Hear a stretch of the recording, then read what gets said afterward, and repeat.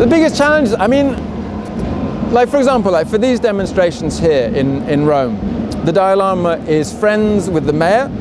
Obviously the mayor has a huge political influence over the police department, and he's given them instructions to try and interfere with us. So initially we couldn't get permits for the demonstrations. They delayed for as long as they could. Eventually they only put us in sites where we're fairly isolated from where the Dalai Lama actually is. Like there's no justification for us being as far away from his venue as it is. And the police privately are saying, actually sorry, this is a political decision. The mayor, we want to limit your embarrassment to the Dalai Lama. So they're trying to hide us. The other day we were out at a press conference and we wanted to make contact with the press as they were leaving the conference. And the moment the press came out, the police surrounded us and kept us away from them until all the press had left. So again, it's a very conscious effort to try and prevent us making contact. The fact is though, luckily, the Italian press have been a little bit wise to that, and they're not going to get deterred from looking for the truth. In fact, they see that and think, hang on, this is really wrong. And so they've been coming over. We've had the main TV station, we've had many different very high level media organizations coming to us because they're interested in the story. So I guess, I don't know if you can call it corruption, but certainly we've had partisan policing, political policing, as opposed to impartial policing. And that's come from the mayor giving them instructions, or that's certainly how it seems and how it's been communicated to us. So those kind of things are obstacles. We've had that before, like we had that in Birmingham, Alabama. Obviously the mayor had invited the Dalai Lama, and there's a lot of prestige involved in showing that you can organize things. And then they cross the line and they make a mistake, which is, it's a morally reprehensible mistake to put politics into people's freedom of expression, freedom of speech. Like those rights of us should be guaranteed, regardless of whether it's uncomfortable or embarrassing for the local officials. So that we have those kind of issues. I know, obviously as well, like to be honest, I've been a little bit disappointed in some of the so-called experts, because a lot of them know what's going on, and for a long time they wouldn't acknowledge it.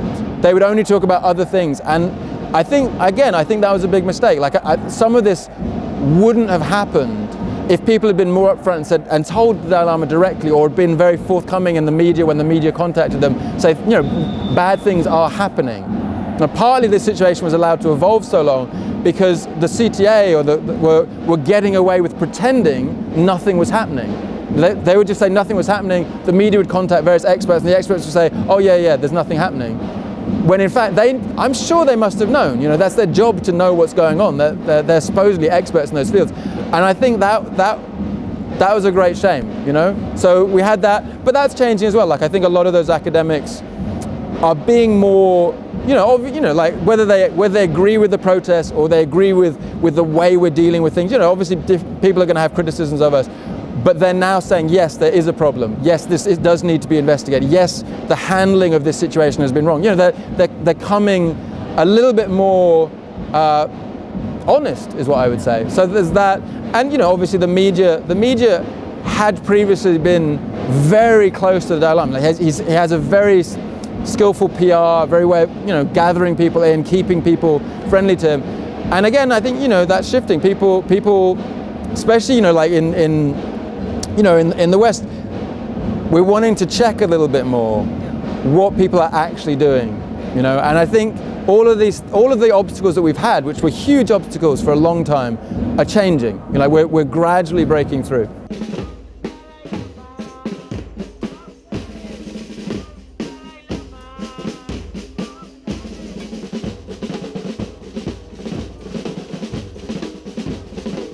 I have to hope that within the Dalai Lama there is still some faith in his teachers, Trijang Rinpoche, going back to Babonka Rinpoche, some love for the people who are the students of those teachers that he must have deeply, deeply respected at one time. And I hope, given that he travels the whole world talking about the importance of human rights and religious freedom, I would hope that at some point someone is able to communicate to him in such a way that he realizes that this has been a terrible mistake. Regardless of his views of the protector, that doesn't justify discrimination and segregation. Of course, he has a spiritual responsibility to teach what he believes. That's his freedom, that's his right, that's his duty. But what it's turned into is a horrible discrimination against people who are completely innocent and don't deserve to be treated in the way they have. And I hope at some point he sees it. Like, I hope some of the videos we make, you know, they have testimonies of people describing the suffering they've been through, how families have been divided, how people have been ruined financially, how people have been refused medical treatment and so forth. I would hope that, you know, when that information is presented to him, he has a sort of some kind of awakening. He thinks, this is horrible. This is not what I wanted, you know. And then he just says very openly, very publicly, I don't want this, please stop this. I don't know that, because obviously there have been a number of journalists that have said, look, I've seen the calls for violence in the newspaper, like showing him a newspaper which has an advert saying we must attack these people. And he says, oh, it's just rumors. So, you know, and I've presented to him, like, some, you know, in one of those question and answer sessions, I said, you know, about the discrimination.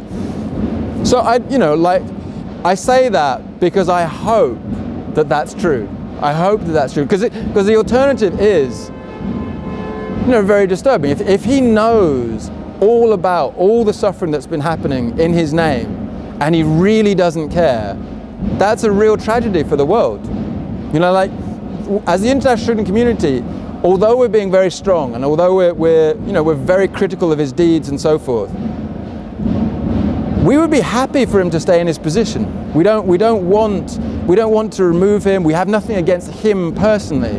And so if he just says, I don't want this, like if he fulfills those four things, puts in writing, sends it to the Tibetan exile community, I don't want discrimination, please let's reunite the monasteries, let's end that schism, you know, let's stop any discrimination and so forth. If he does that, then we were completely happy for him to maintain his role, and we were not going to cause any more problems for him. Our main point is we're against the discrimination, you know. We're against the suffering that's been imposed on Shugden Buddhists. We're against the prejudice, obviously, that we also experience as Westerners, and the difficulties that have been created for us for no good reason. You know, obviously from a spiritual point of view, we completely disagree with his opinion. Like his opinion is outrageous and unbased, and the evidence, or so-called evidence that he presents, is easy to dismiss because they're falsified quotations or misinterpreted quotations. Mostly it's his dream signs, things that we feel have no validity whatsoever. And in the context of an open spiritual debate, if people want to debate that issue, we have absolutely no doubt that we will win, because, you know, there is no validity to the arguments he's presenting.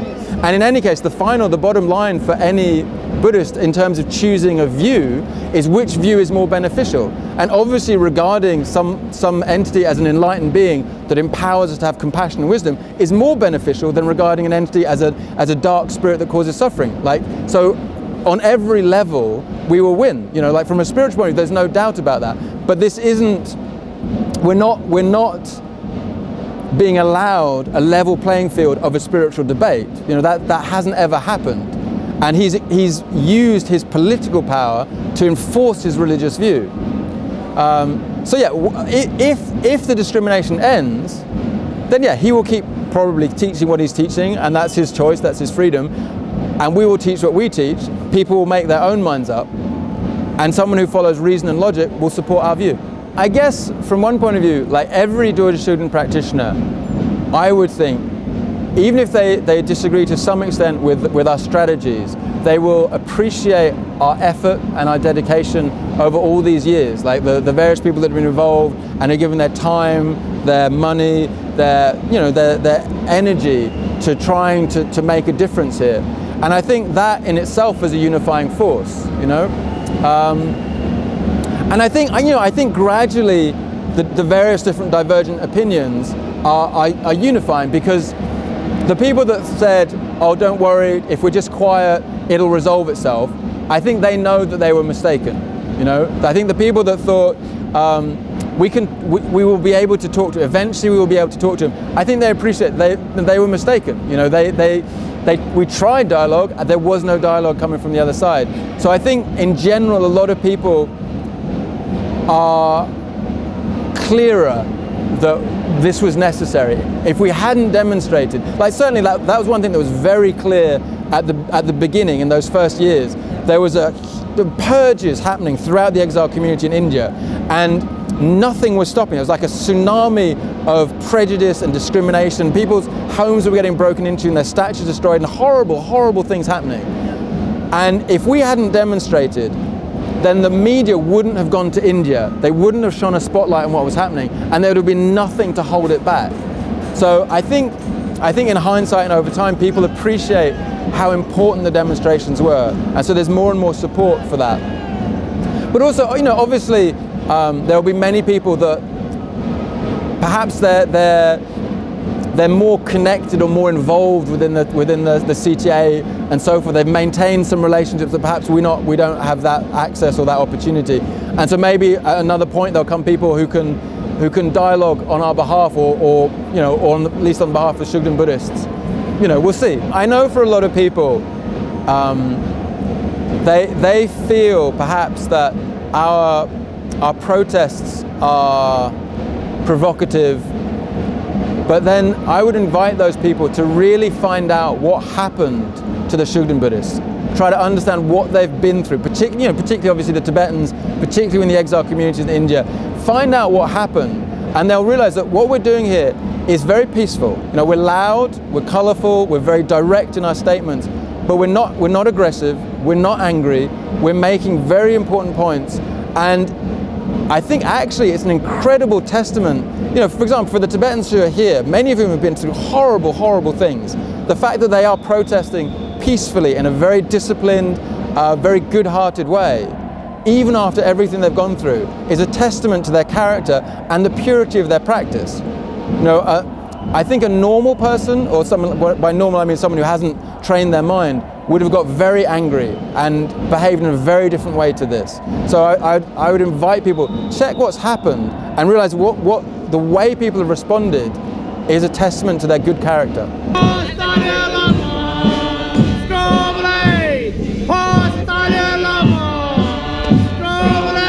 DorjeShugden.com invited me to do this interview, and I'm very happy to share some of my experiences and some of my opinions.